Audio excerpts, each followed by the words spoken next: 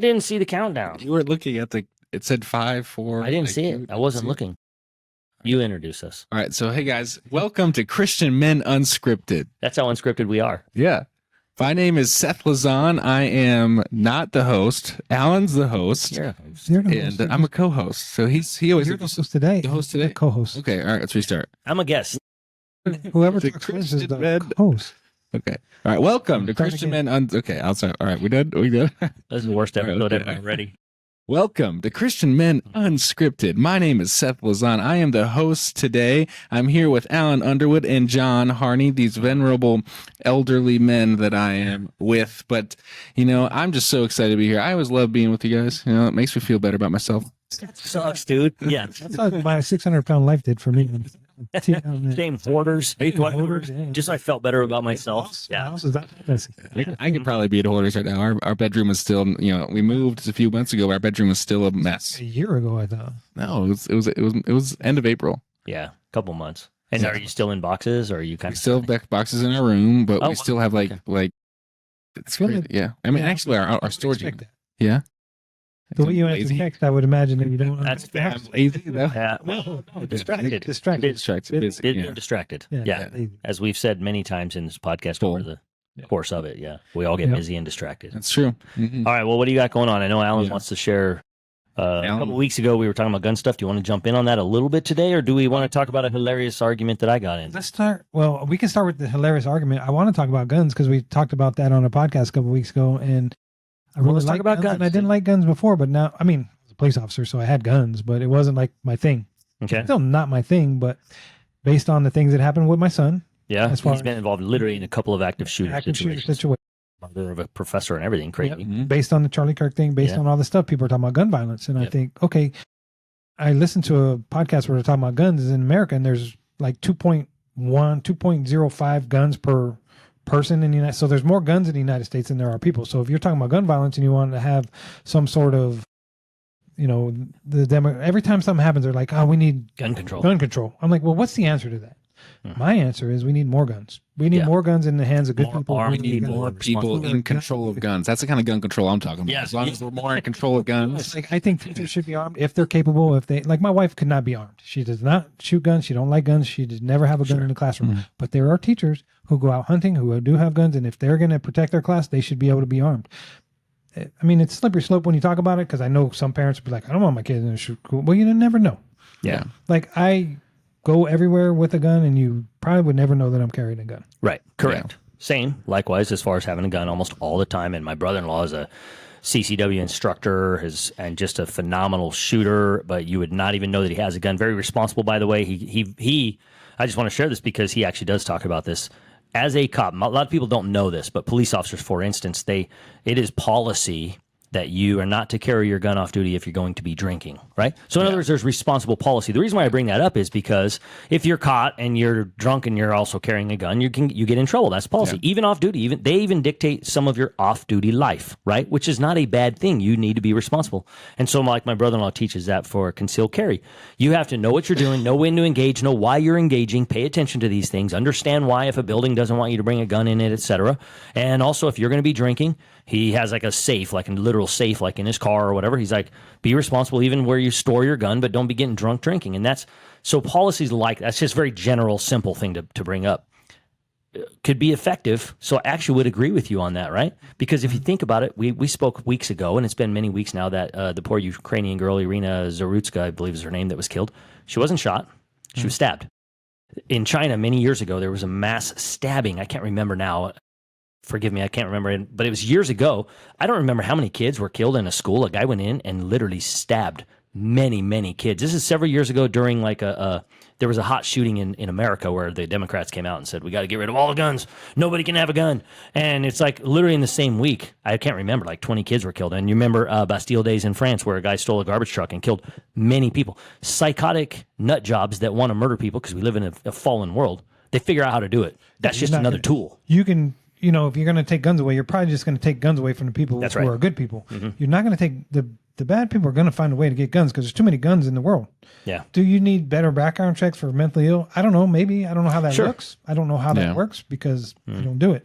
We do have background checks. I I have a CCW, so I don't need a background check. But before I did, Well, you get one to get one. Does that make sense? And then you have to annually reapply for your background check for your CCW. Yeah. In other words, it's a more regulated government, a regular background check. So you're actually incorrect. You don't have to get a background check the moment you're buying a gun, but you've already been background checked. no, before I had a CCW. Correct. And it's part of your renewal process. That's what but I just want to clarify that for any listener who's not familiar with CCWs. Okay, and the guy who went to New York and shot in the he had a CCW. Yep.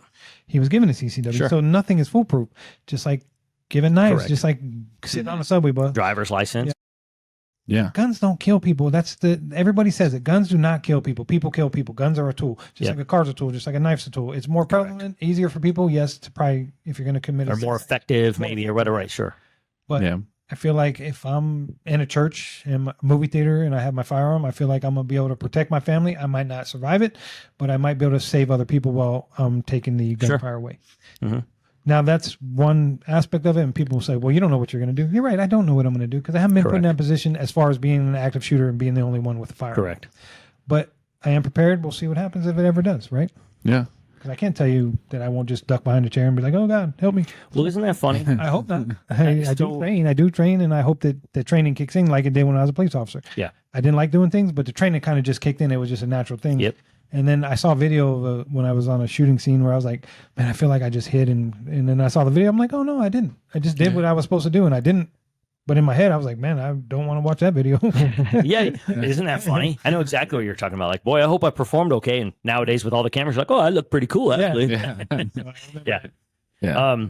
Well, here's what's funny, man. And maybe you'll have something to say on this one, Seth, because you're not a gun guy. You don't carry a gun everywhere, as far as I know. Yeah, we don't have any guns, but that is we're not opposed to that. Yeah, I was thinking about buying any guns. I was thinking it's about different when you have young. I know where your guns are. I was thinking about taking them. Yeah. Well, yeah, but here's what's funny though, right? If a gun in your home has a higher potential for a child to grab that gun, and because I worked those as well in my background, doing investigations of death and murders. I did. Unfortunately, I worked where a 4-year-old child got a hold of a gun. A couple different ones, by the way. A father accidentally shot his son while they were cleaning guns, watching TV with the family. You know how terrible that is on accident. I worked where a 4-year-old kid got a hold of a gun upstairs. It was just sitting on a dresser and killed themselves, right? On accident, obviously, a small child. Yeah. And so if the gun has more potential to cause harm within the home, then lock it up or don't have one, because the odds are better that you're going to cause harm to your family. So it's a loaded topic to talk about. But I think ideally, I wish we didn't have to have guns, right? Yeah. I actually collect guns. I like guns. I like to shoot. Do I wish, though, that we lived in this utopic society? I think we can call that as Christians. That's what heaven is described. No more sin, no more sadness, no more tears. Unfortunately, we don't live there yet. You know what I mean? Yeah. Like, I would agree with people who don't want guns. Like, I agree with you. I don't want them either. Right. Yeah. I agree. Yeah, 100%. They're a tool, unfortunately, that's needed in our current world, in the world system.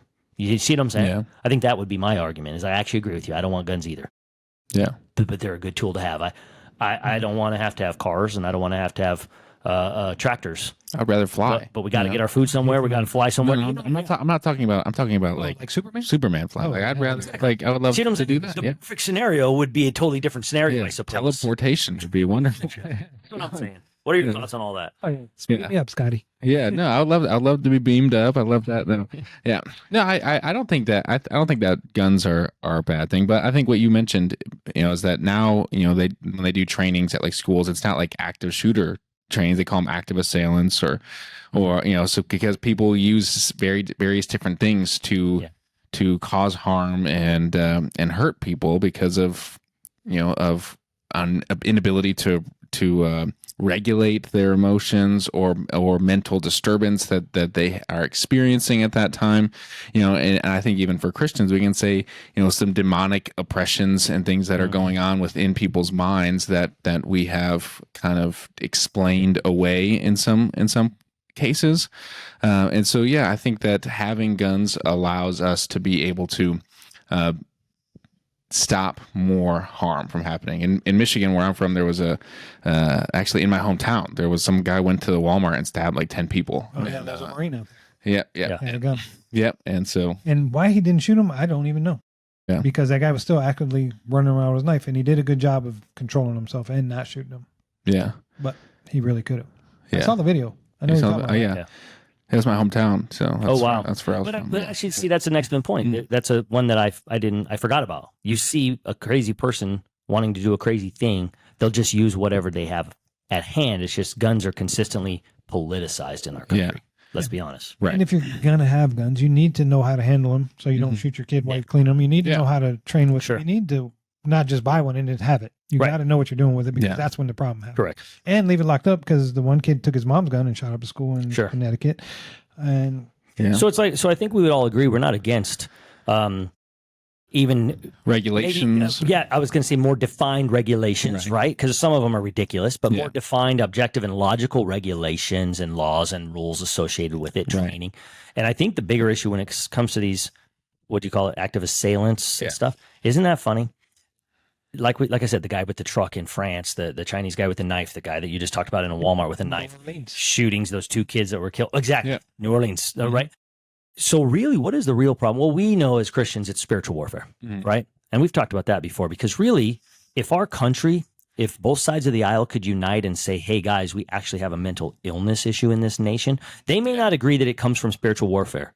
I believe it comes from spiritual warfare. It's satanic, demonic. It's a fallen world system, okay? Right. But when you start saying, you know what, it's okay that you kind of don't know if you're a male or a female, let's just affirm transgenderism and all this stuff. I'm not hating on that, but I am bringing it up for a reason. Because that's who we've seen lately causing a lot of harm, you know, and it's because we have to at least acknowledge, hey, man, we're not talking even a same-sex attraction issue, which we can all have our opinions on. I have an opinion on that as well. I don't want to use the word harmless because a lot of harm is caused in whether it's extreme sexuality is whatever it is, whether it's a guy who just constantly has to have sex addiction or same-sex attraction. But when you start saying like, no, I'm a dog or I'm not attracted to this, I'm a this, I'm a that, or even though I'm biologically a male, instead I'm a female. But instead of saying, hey man, let's talk about this, let's have a little bit of a conversation here, or I'm massively depressed and suicidal all the time, or I'm angry all the time. In other words, what I'm addressing is mental illness. Instead of saying, let's address this, it's possible it's a mental illness. Yeah. I think it is personally, but I'm saying, can we at least on both sides of the aisle say, maybe our issue in this country is mental illness issues? Yeah. Maybe something has gone awry. Maybe that's what we could focus on. Instead, we just, no more guns. Yeah. We want to we think we can come up with an instant solution when really it might be a conversation. Yeah, towards the end of my career, when I was going on calls, I'd go on these domestic violence calls or mentally ill calls. They would call mentally ill, whatever, the 421A. And I'd get there and it was like, oh, he's off his meds. He's off his meds. Everybody's on meds for something. And it was, I mean, every call was meds. Yes. Meds. I need my meds, or I don't want to take my meds, or I'm on my meds. I'm like, what is going on? And that's the problem. And they were like wanting to fight you. They were wanting to hurt you. They were wanting to hurt their spouses. They're wanting, and that's a lot of it.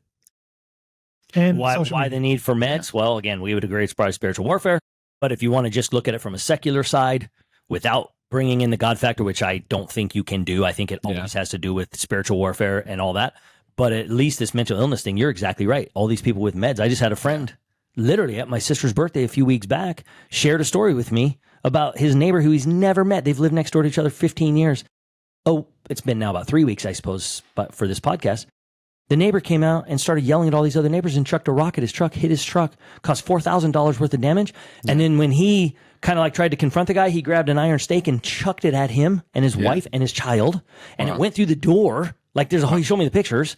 And then the guy jumped in his truck and tried to run him over. Really? And they called the cops. The guy got arrested, by the way, for felony assault and attempt and all these things.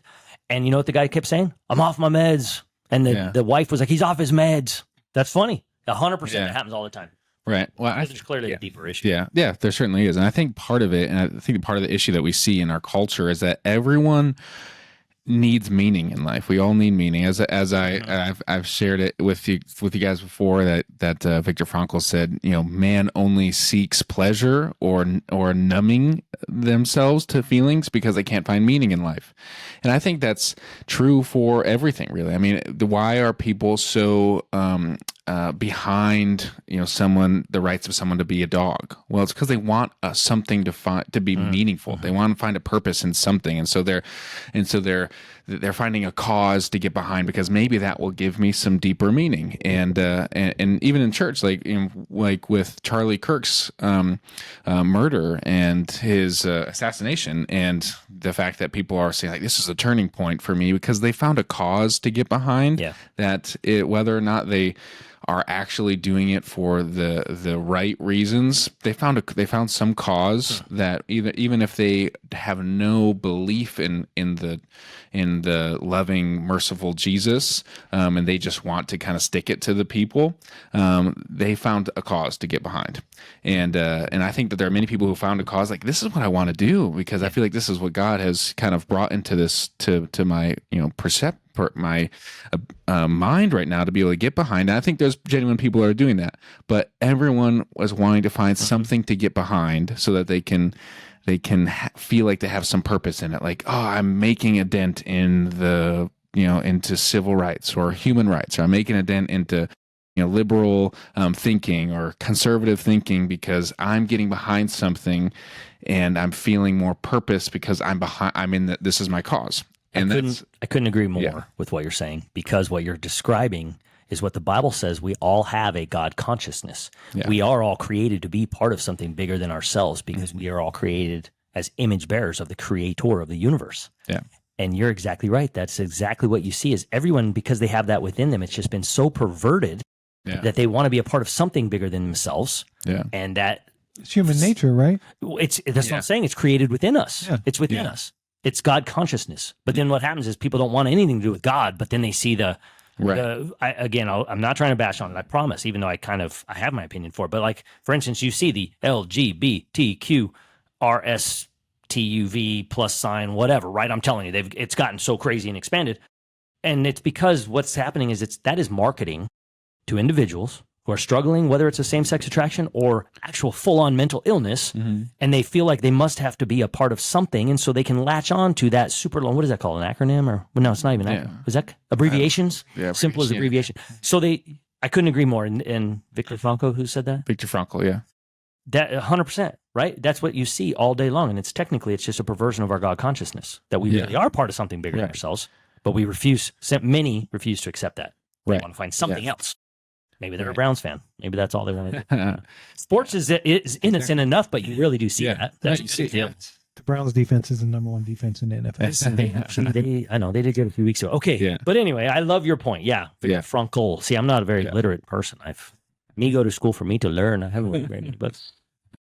But yeah, that's great. And I think that that's exactly it. We all have something. We all have this innate desire to be a part of something, and we choose things based upon our, what's in our perception, and I think, and for the same way, you can see some really horrible thing happen and want to get behind the opposite side of it because you don't want that to happen, but still not be doing it for the reasons that God has intended it to be done. Right.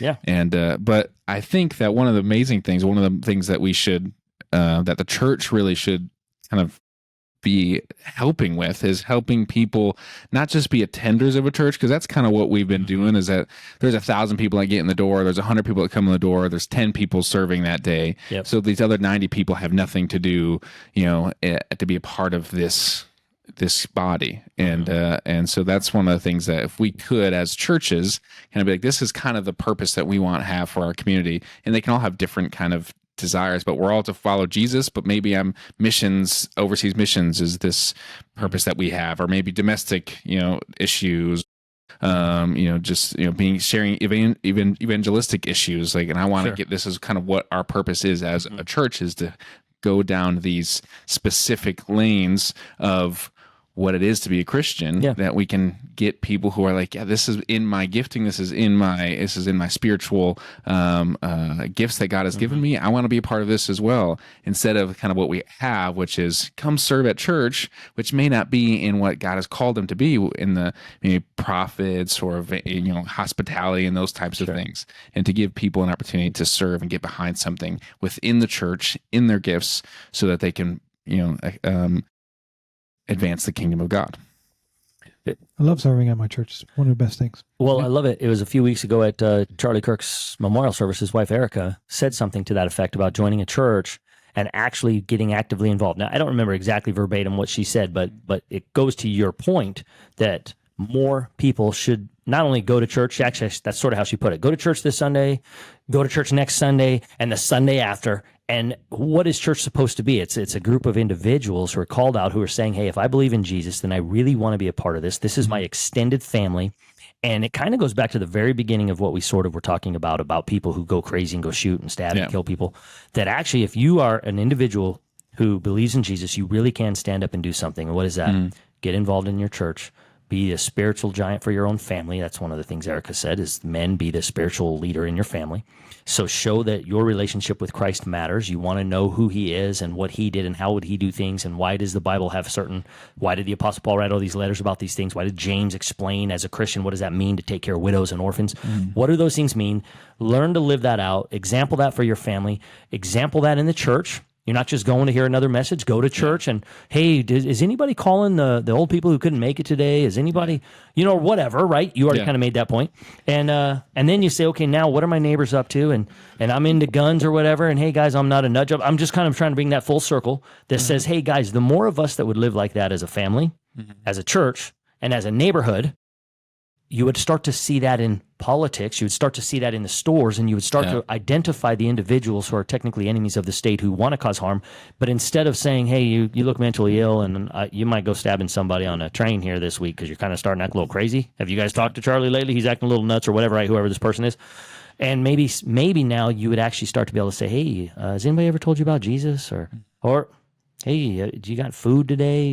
You know what I mean? In other words, we start being a community. Yeah. And you can start addressing mental illness, and you can start sort of kind of be more holistic and whimsical about an approach instead of political about an approach to a topic such as gun safety, right? You could be more open to a conversation, to go all the way back to honor our friend Charlie Clerk, who did such a good job in the public square, I thought, of debating these things. Yeah, if you live out a loving life, people will be more willing to hear you. And that goes to the point of the politics. They're not willing to talk to each other. Right. Like, they don't talk to each other. They just go on the media, they go on social media, they go on newscasts, and they bash each other. Both sides. Yeah. I just happen to agree more with one side. So right. But that doesn't make me a bad person. No, it's too funny. Okay, so guns. In summary, we're all pro guns. Buy as many as you can. Be responsible. Target practice, and don't be drunk with them. And keep them locked up. Gun safety. Yeah. Okay, and don't get them and just like you said, your wife, she maybe shouldn't be the person to have a gun, and that's okay. Recognize your abilities or your inabilities, your desires and your lack of desire to be involved in firearms, and step away from the gun if you shouldn't have one. Yeah, we got a couple more minutes here. Well, here's what I want to share. Okay, listen, let's talk about one more potentially divisive topic. Okay, we're driving home. It's been a few weeks now, and I don't even know why it came up. You were in my car, Alan. Let me tell you why it came up. Okay, tell me why it came up. I got in the shower to cleanse myself. I almost got a divorce over this because I thought my wife brought it up, but you did. Okay. And we ever get in the shower and you're like, I need some soap, and there's a little sliver of soap left, and you're like, I need more soap. Yeah. And nobody was home. My wife was home. I wouldn't have my kids go get soap for me, so I had to get out of the shower naked. Very vulnerable. Wow. Very vulnerable position. Yeah. And go to the cabinet, which is across the aisle. This is horrible imagery. Could have died. Yeah. And then your family would come home and you're naked on the floor dead. Bend over, getting the soap. And that's why they say don't drop the soap in prison, because it's a vulnerable position. Yeah, very vulnerable. Yes. Wherever your mind goes with that. Yeah, well, let's go somewhere I don't want it to go. So please, got the soap. Please finish your statement. And I got my soap. And I was like, that is terrible. How you take that little piece and you just get in this, and it's too small to do like that. Just enough suds to work. To clean yourself. Something, yeah. But then we started. So you're talking about the bar of soap. A bar of soap. It's like almost gone. Yeah. Then we started talking about cleaning yourself, your pits and privates with the soap. Do you use a washcloth, or do you just take the soap and go in between cracks and crevices and clean yourself? And John does that. Yeah. I do that as well. Yeah. But I will tell you, in the Navy, the black guys used to make fun of me because I didn't have a washcloth. Yeah. And I'm like, what are you talking about? You're not sharing my soap with me. It's my soap. Yeah. Yeah. But they're like, that's nasty. You got to use your own. It's funny, right? This sounds like it's a racial thing, but something culturally from those guys' background, they were using a washcloth and you were not. And you were the one that was more raised like an animal. I'm not, no offense to your mom. I'm just saying you were out there with your dad and on the road sometimes. And right? Just use soap, man. But soap, you clean your pits and privates. Yeah. And then you rinse it off and you're good. Okay, can I ask you then, because what do you use soap, body wash, washcloth, loofah? Tell us about it real fast. Yeah. Well, no, I have like the body wash. You're a body wash guy. You're young. You're more hip. Lavender. It's actually my lotion is lavender. Oh, okay. So put that. Smell pretty. Okay. So I do. So you're a body use wash free guy. Hand though. I just go in my hand, Uh-huh. suds it up, and then I just Do your thing. The pits and privates. Yeah. It's in privates. Yeah. I suds it in. Okay. And I'm just like, oh man. Also, I have a hard this is- time okay. washing the soap off my armpits because I can't lift my shoulders up. Yeah. So Shit. the full Well, do you context have of this. thing where you can with the wand. No. Yeah, my Ah, wife you made get fun of the me for the wand, yeah. wand too. But here's the thing: the full context of this You read the conversation. bottle with your wife. Alan and I and my wife were driving because he's been helping me at the church. We got our Mm. YouTube page going at the church, stuff like that. Alan's helping me. So we're all driving down from the church, and he brought that soap thing up. See, I forgot. And my wife and I got in an argument. She was like, "We're getting a divorce. I hate you." I was like, "Why did we even start talking about soap?" I've been married over 30 years to my wife, okay? Known her since I was 15 years old. And because Alan brought up soap, now I forgot he brought it up. We get to talking about soap, and she was like, "Wait, how do you do it with your soap?" Because Alan had mentioned he runs the soap.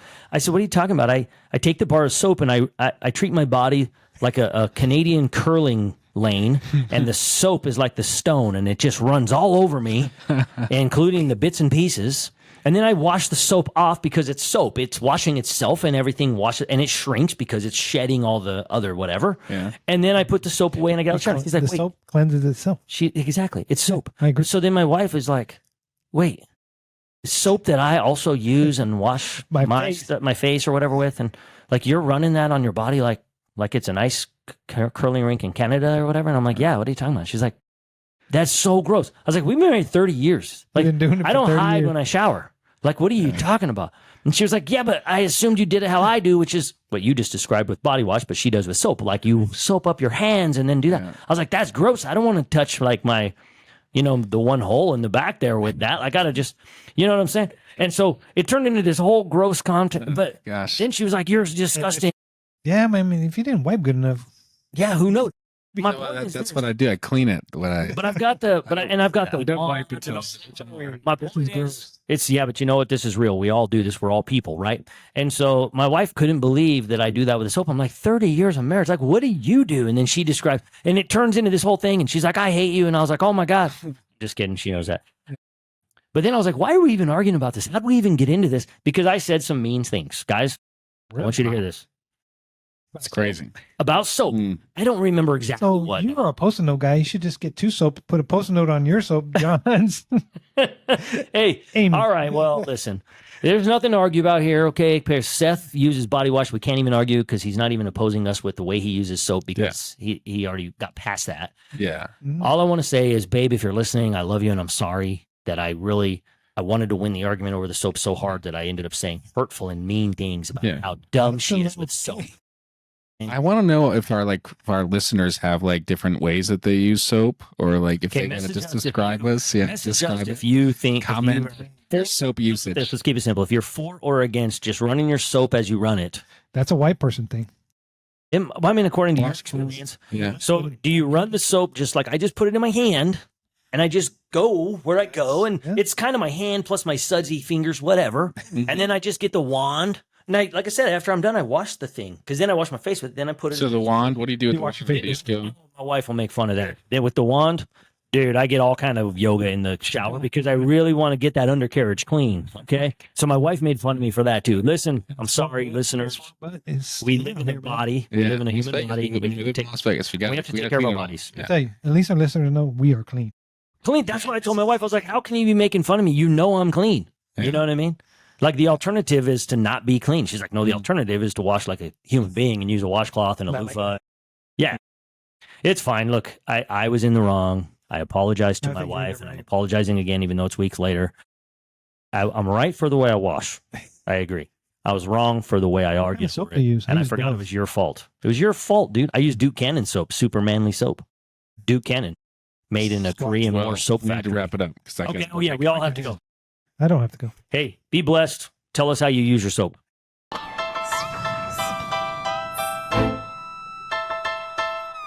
Every